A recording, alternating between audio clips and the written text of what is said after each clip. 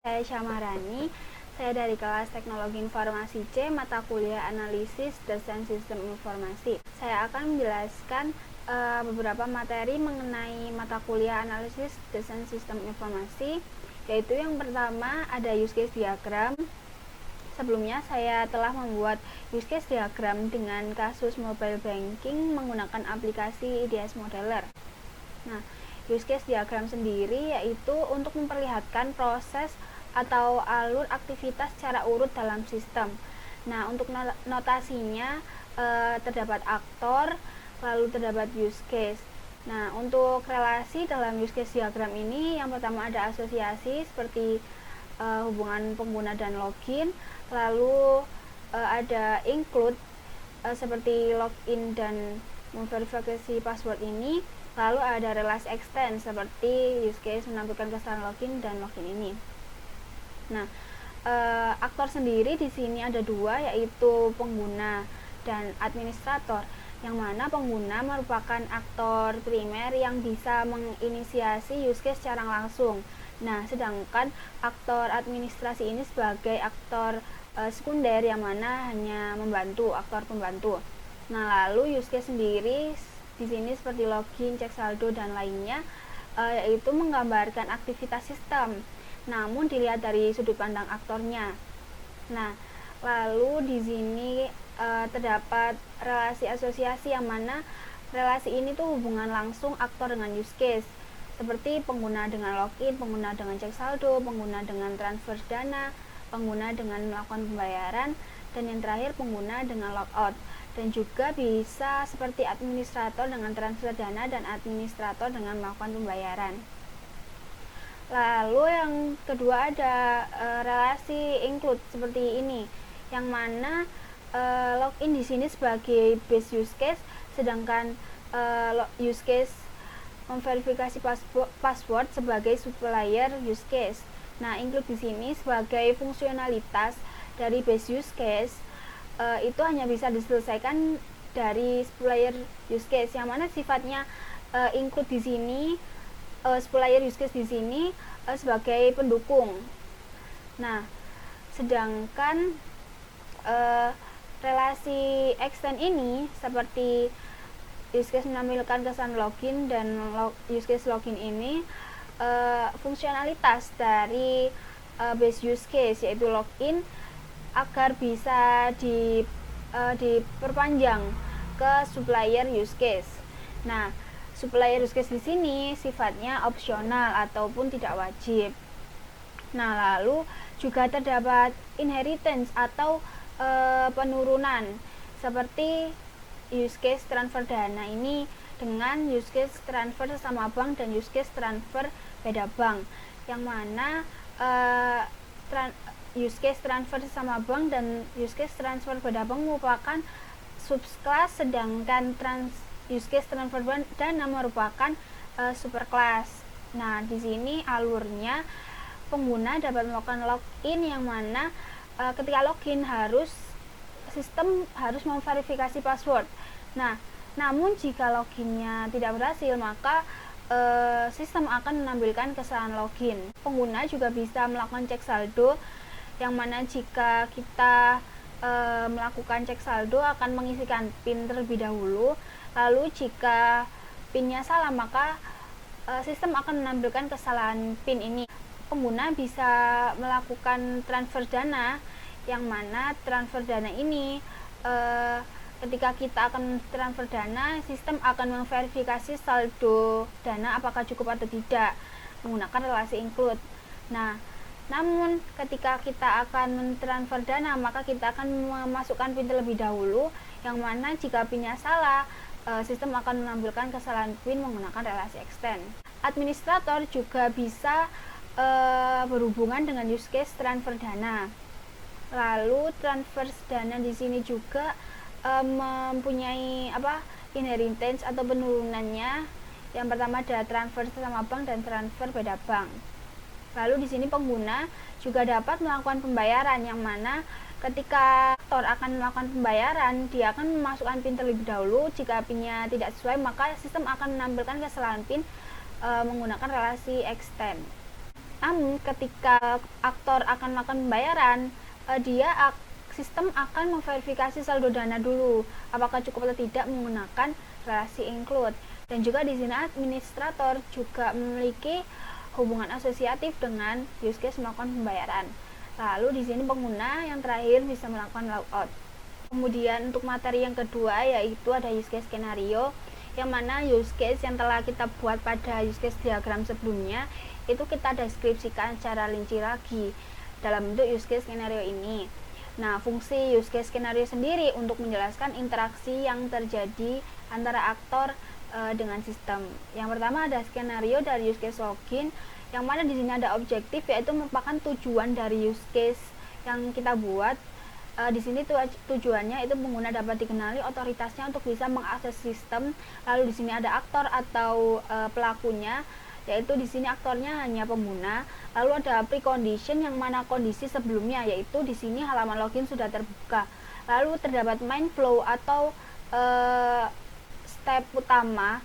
Di sini ada yang pertama, pengguna menginputkan username dan password, lalu pengguna meminta sistem memverifikasi username dan password yang telah diinputkan. Lalu yang ketiga ada sistem menampilkan halaman utama sistem sesuai dengan otoritas pengguna. Lalu terdapat alternative flow, yaitu alternatif step dari main flow yang telah kita buat.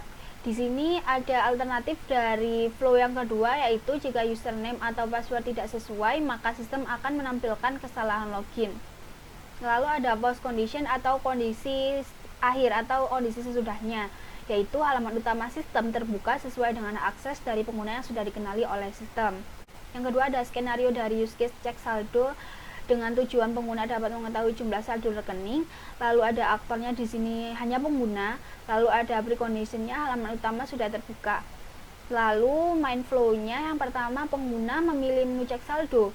Lalu sistem menampilkan halaman untuk memasukkan PIN. Lalu pengguna menginputkan PIN. Lalu pengguna meminta sistem untuk memverifikasi PIN. Dan yang terakhir sistem menampilkan halaman saldo rekening. Nah, untuk alternatif flow-nya di sini ada alternatif dari flow keempat, yaitu jika PIN yang dimasukkan salah, maka sistem menampilkan kesalahan PIN. Lalu ada post condition-nya, yaitu kondisi akhirnya, yaitu halaman saldo rekening terbuka dengan menampilkan jumlah saldo pada rekening pengguna. Lalu di sini ada skenario yang ketiga, yaitu dari use case transfer dana, yang memiliki tujuan pengguna dapat mengirimkan dana ke nomor rekening tujuan. Lalu aktornya di sini ada pengguna dan administrator. Lalu precondition-nya, halaman utama sudah terbuka. Nah, di sini main flow-nya yang pertama, pengguna memilih menu transfer dana, lalu sistem menampilkan pilihan transfer sesama bank atau beda bank. Lalu sistem menampilkan halaman untuk memasukkan rekening tujuan serta nominal dan keterangan.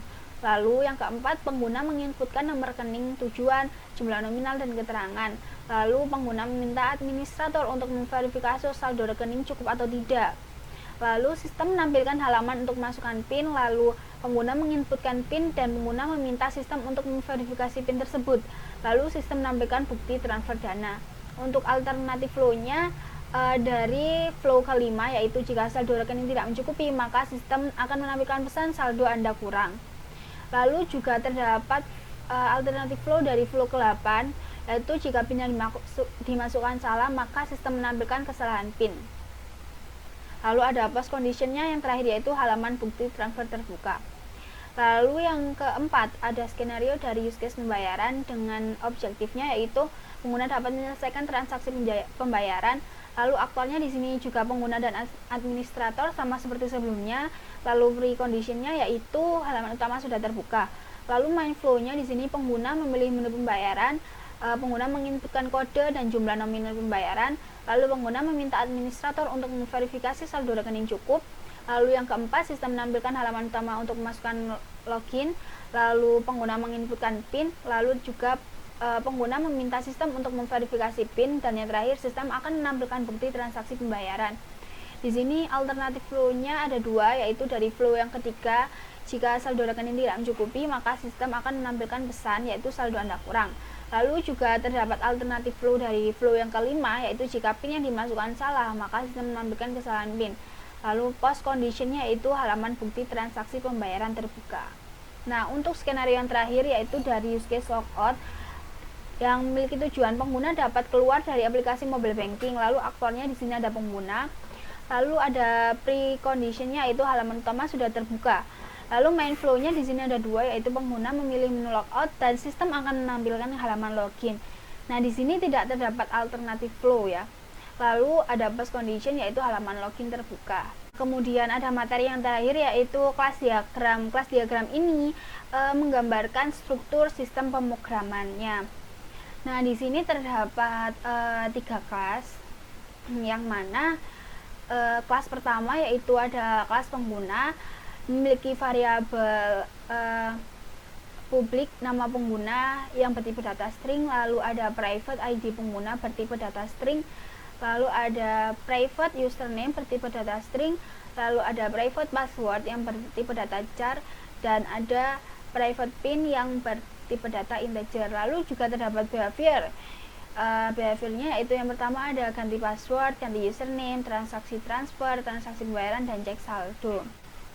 Lalu kelas yang kedua yaitu ada kelas transaksi, juga memiliki atribut, yaitu ada public tanggal transaksi, tipe datanya datetime, lalu private pin, tipe data integer, public status, tipe data boolean, ada private nominal dan private saldo yang memiliki tipe data integer, dan ada private ID transaksi bertipe data string. Lalu di sini behaviornya yaitu cuma private transaksi. Lalu di sini ada kelas administrator yang mana memiliki dua variabel, dua atribut, Yang pertama ada atribut private ID administrator yang bertipe data string, dan private nama bank yang bertipe data string. Untuk behaviornya cuma satu, yaitu publik verifikasi saldo. Lalu untuk kelas pembayaran dan kelas transfer merupakan generalisasi dari kelas transaksi atau merupakan penurunan dari kelas transaksi. Di sini ada kelas pembayaran. Nah, di sini kelas pembayaran memiliki atribut kode pembayaran yang bertipe data integer dengan behavior, yaitu bisa publik daftar pembayaran, publik daftar pembelian, dan publik daftar tagihan. Lalu ada kelas transfer yang memiliki atribut yaitu private nomor rekening tujuan bertipe data integer, dan untuk behaviornya ada dua, yaitu publik sesama bank dan beda bank. Lalu untuk hubungan atau relasinya di sini, relasinya bernama melakukan, yang mana memiliki antara kelas pengguna dan kelas transaksi memiliki hubungan one to many. Lalu di sini untuk relasi kelas transaksi dan kelas administrator, nama relasinya verifikasi yang memiliki hubungan one to many juga. Nah, sekian penjelasan materi dari saya. Mohon maaf bila ada salah dan kekurangan. Wassalamualaikum warahmatullahi wabarakatuh.